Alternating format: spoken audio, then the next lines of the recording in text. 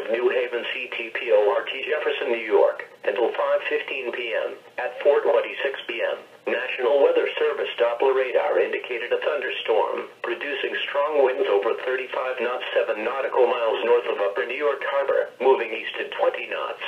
The thunderstorm will be near Little Neck Bay around 5:05 p.m., Manhasset Bay, Execution Rocks, Mamaroneck Harbor around 5:10 p.m., Hempstead Harbor around 5:15 p.m. Mariners can expect gusty winds, high waves, lightning, and heavy rains.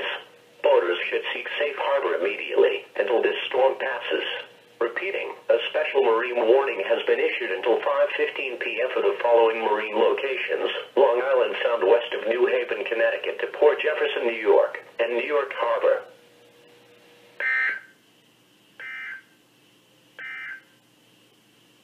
For the following counties: